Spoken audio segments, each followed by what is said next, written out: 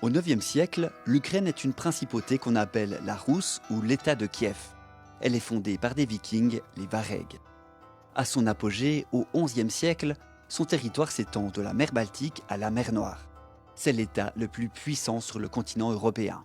Cet ancien territoire est aussi considéré comme le berceau de la civilisation slave-orientale, puisque c'est la plus ancienne entité politique commune à la Russie, l'Ukraine et la Biélorussie.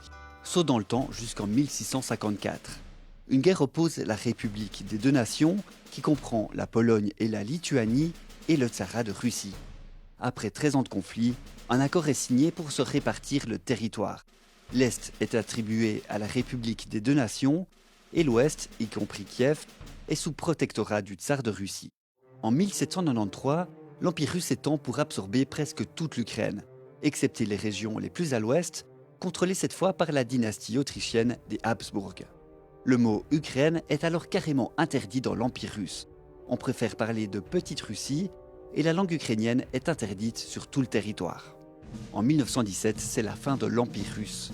Le tsar est déchu par les bolcheviks qui imposent le communisme. L'Ukraine, elle, accède pour la première fois à l'indépendance et forme la République populaire d'Ukraine. Mais tout le pays n'est pas uni. À l'Est, un autre État se crée, la République soviétique d'Ukraine, fondée par des bolcheviks déjà implantés dans la région. C'est ce régime qui l'emporte en 1922 après l'invasion de l'Armée rouge. Ils forment ensemble la République socialiste soviétique d'Ukraine, rattachée à l'URSS. Un véritable réveil national a lieu alors dans une partie du peuple ukrainien, notamment les paysans, dont on a collectivisé de force les terres. Pour stopper ce soulèvement, dès 1932, Staline, chef de l'URSS, fait régner la famine dans le pays. On parle d'Holodomor, une extermination par la faim qui fait entre 3 et 7 millions de morts. Pendant la Seconde Guerre mondiale, l'URSS entre en guerre contre l'Allemagne, qui a déjà annexé la Pologne. Au fil des victoires, les soviétiques gagnent de nouveaux territoires en Pologne, Roumanie et Tchécoslovaquie.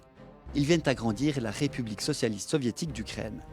Mais le prix à payer est élevé. 8 millions d'Ukrainiens meurent pendant cette guerre.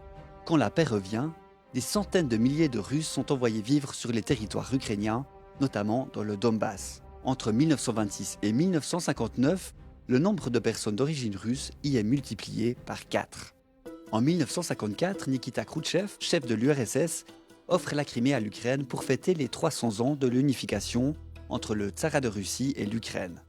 Un cadeau qui augmente encore le nombre de russophones dans le pays, puisqu'en Crimée, déjà à l'époque, ils sont 3 fois plus nombreux que les personnes d'origine ukrainienne. À la chute de l'URSS, le peuple ukrainien vote à 90% pour l'indépendance. Une lourde perte pour Moscou, puisqu'après la Russie, l'Ukraine était la république la plus peuplée du RSS, avec plus de 50 millions d'habitants. Son agriculture représentait le quart de toute la production du bloc soviétique et le pays compte d'importantes mines de fer et de charbon. La Russie annexe la Crimée en 2014. Et 2 autres territoires, également à majorité russophone, font sécession de l'Ukraine. Elle contrôle une partie des régions de Lugansk et de Donetsk. Dès lors, des combats ont lieu entre les armées de ces républiques autoproclamées et l'Ukraine. Ils font plus de 14 000 morts.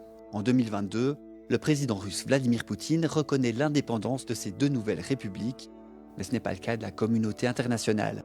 Crimée, Lugansk et Donetsk sont toujours considérés comme territoires ukrainiens.